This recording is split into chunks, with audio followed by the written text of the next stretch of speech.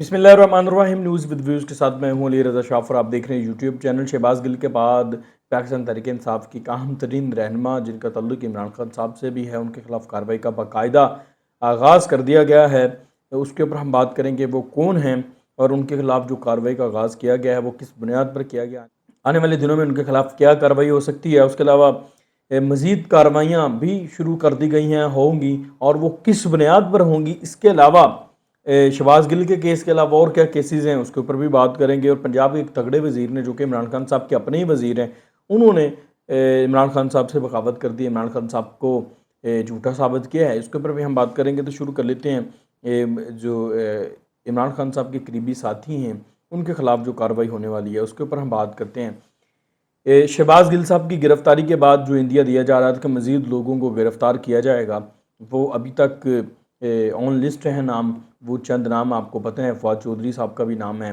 श्री मज़ारी साहिबा का भी नाम है, इसके अलावा शिबली फराज साहब का भी नाम आता है उसमें। ये तो एक केस है शहबाज गिल का। इसके अलावा जो सबसे इम्पोर्टेंट कार्रवाई हुई है और एक पेशरफ्त हुई है वो शहजाद अकबर के ख़िलाफ़ हुई है। शहजाद अकबर पाकिस्तान तहरीक इंसाफ की जब हुकूमत थी, उस हुकूमत के दौरान एसेट रिकवरी यूनिट के सरबराह थे और इमरान खान साहब के दस्ते राज थे। वो जितने भी उनके दौर में केसेस बने और नैब के केसेस को, एफआईए में जो केसेस थे, जितने भी पॉलिटिकल जमातें थीं, जो मुखालिफ जमातें थी इमरान खान साहब की, उनको फॉलो करते थे और उन केसेस को हेड करते थे। हेड करने से मुराद है कि इंस्ट्रक्शंस जितनी भी नैब को, एफआईए को दी जाती थी वो उनकी तरफ से दी जाती थी। तो उनके खिलाफ एक केस तो बहुत पहले का खुला है, लेकिन बाकायदा कार्रवाई का आगाज़ कर दिया गया है। वो कार्रवाई का जो आगाज़ हुआ है उसके बारे में मैं पहले आपको बता देता हूँ। उनका नाम ईसीएल में डाल दिया गया है बाकायदा। वैसे तो वो वतन से भाग गए थे, फ़रार हो गए थे। जब जैसे हुकूमत तब्दील हुई थी तो उनका नाम ईसीएल में डाला गया था, ब्लैक लिस्ट में डाला गया था। तो उस दौरान वो उन्होंने अदालत से रिलीफ लिया और वो मुल्क छोड़ गए थे। तो अब उनका नाम दोबारा सिक्योरिटी अदारों और नैब के कहने पर जो है वो ईसीएल में डाल दिया गया है। और नाम ईसीएल में डालने के बाद अब उनके खिलाफ बाकायदा कार्रवाई का आगाज़ किया जाएगा। कार्रवाई ये होगी कि अगर वो पाकिस्तान नहीं आते, अदारों में पेश नहीं होते, तहकीकात के लिए ताउन नहीं करते, तो फिर जो है वो इंटरपोल से रब्ता किया जाएगा, उनके रेड वारंट्स जारी किए जाएंगे। ये फ़ैसला हुआ है। और उनके ऊपर जो केस है वो केस है जो मलिक रियाज साहब के बरतानिया से पैसे वापस आए थे। जुर्माने की जो रकम बरतानिया ने हुकूमत पाकिस्तान को दी थी और वो उस रकम को शहजाद अकबर ने जो है वो उनको दोबारा मलिक रियाज साहब को वापस कर दिया था।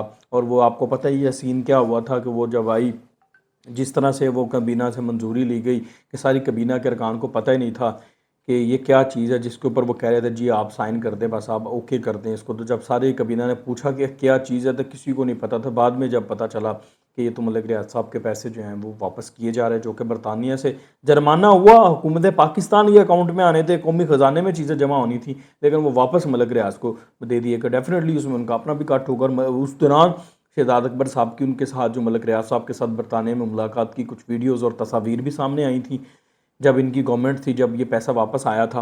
तो इस डील की पे उनके ऊपर नैब का बहुत हैवी केस बना हुआ है शहजाद अकबर के खिलाफ। तो लेकिन वो मुल्क से भाग गए हैं, अब इस केस का वो को फेस नहीं कर रहे। तो यहाँ पर सवाल ये पैदा होता है कि शहजाद अकबर साहब जब बाकी जमातों के लोगों के खिलाफ कार्रवाइयाँ कर रहे थे, जब वो गवर्नमेंट में थे, तो उस दौरान ये बड़ी लंबी लंबी प्रेस कॉन्फ्रेंसेस करते थे।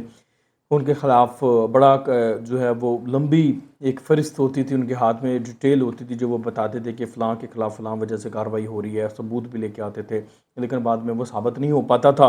अब ख़ुद उनके ख़िलाफ़ है तो वो मुल्क से भाग गए हैं। और उसके अलावा काजी फ़ाइज़ ईसा के ख़िलाफ़ इन्हीं के एसेट रिकवरी यूनिट का इस्तेमाल किया गया बरतानिया से सबूत लाने के चक्कर में। जी वो बरतानिया से सबूत आ गए, ये यूनिट लेके आया है। तो इनके इस एसेट रिकवरी यूनिट के ख़िलाफ़ भी बड़ी इंपॉर्टेंट उस केस में भी जो है वो रिमार्क्स और डायरेक्शन। तो भाई ये सारा मामला है। अब शहजाद अकबर साहब भी शिकंजे में आ गए हैं। शहजाद अकबर साहब डेफिनेटली पाकिस्तान तो नहीं आएंगे, लेकिन उनके खिलाफ जो कार्रवाई होगी, रेड वारंट जारी होंगे, इंटरपोल से रब्ता किया जाएगा, उसमें अगर कोई पेशरफ्त होती है तो वो पाकिस्तान में आ सकते हैं, अदरवाइज़ तो वो पाकिस्तान से जा चुके हैं। इसके अलावा जो हेलीकॉप्टर हादसे में पाक फ़ौज के लोगों के ख़िलाफ़ जो एक शुहदा के ख़िलाफ़, पाक फ़ौज के ख़िलाफ़ जो कैंपेन चलाई गई थी, एक गंदी गलीज़ किस्म की कैंपेन चलाई गई थी, उसके ऊपर अहम पेशरफ्त हुई है। पेशरफ्त ये हुई है कि ताने बाने एक तो इंडिया के अकाउंट से मिल रहे हैं, कुछ अकाउंट्स जो कि पीटीआई के अकाउंट्स के साथ वो استعمال ہو رہے تھے. ڈیفینیٹلی ایسا ہوتا ہے کہ ففتھ جنریشن وارفیئر یہی ہے کہ آپ کو پتہ بھی نہیں ہوتا، آپ غیر کانشیسلی انکانشیسلی ملک دشمن ایجنڈے کا حصہ بن جاتے ہیں. تو ایسا ہی ہوا جب ادھر سے کوئی کمپین سٹارٹ ہوئی تو انڈین اکاؤنٹس اس میں انوالو ہو گئے. ایک تو یہ ہے، دوسرا ان لوگوں کی جو لوگ پکڑے گئے ہیں ان کو کیفر کردار تک پہنچانے کا فیصلہ کیا گیا ہے. قانون کے مطابق جو ان کی سزا بنتی ہے، کیونکہ ان کا کنفیشن بھی سامنے آ گیا، وہ بھی ان کو دلوائی جائے گی. اور ان لوگوں کے جو تانے بانے ہیں، جو اوپر ان کے جو لوگ اوپر ان کو آپریٹ کر رہے تھے، ان کے ساتھ جو مل رہے ہیں، ان کو بھی جو ہے وہ بے نقاب کرنے کا فیصلہ ہوا ہے. ان کو بھی قانون کے کٹہرے میں جو ہے وہ لانے کا فیصلہ ہوا ہے. ان کو بھی اسپیئر نہیں چھوڑا جائے گا. اور اس مقصد کے لیے جو سیکیورٹی ادارے ہیں وہ دن رات تفتیش کر رہے ہیں، محنت کر رہے ہیں، ان اکاؤنٹس کو فلٹر کر رہے ہیں، سنک آؤٹس کر رہے ہیں. تو یہ اسی لیے کر رہے ہیں.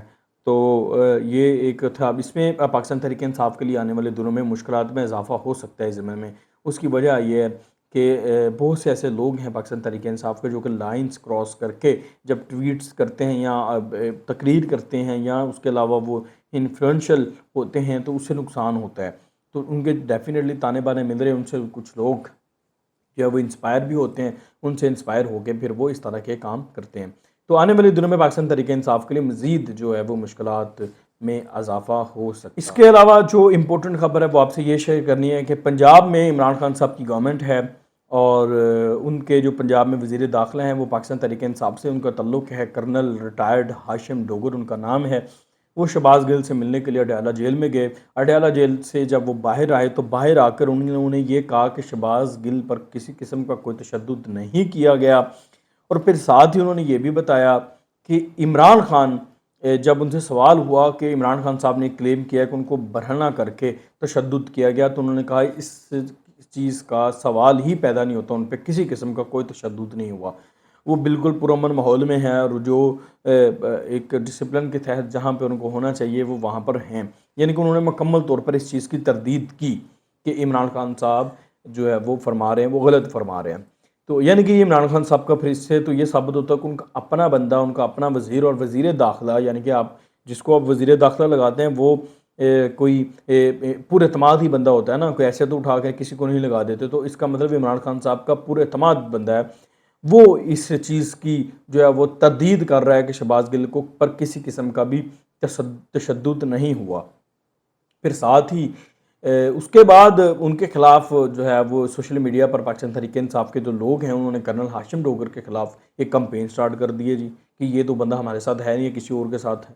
یعنی کہ جو بندہ اگر کوئی سچی بات کر رہا ہے اور وہ ان کے جو چیئرمین ہے پاکستان تحریک انصاف کو اس کے خلاف بات کر چلی گئی ہے کوئی ایسی، تو یا ان کے چیئرمین کی کوئی نفی ہو گئی ہے بات کی، تو وہ دیکھیں کہ وہ کہہ رہے ہیں یہ بندہ غلط ہے، ہمارا چیئرمین ٹھیک ہے.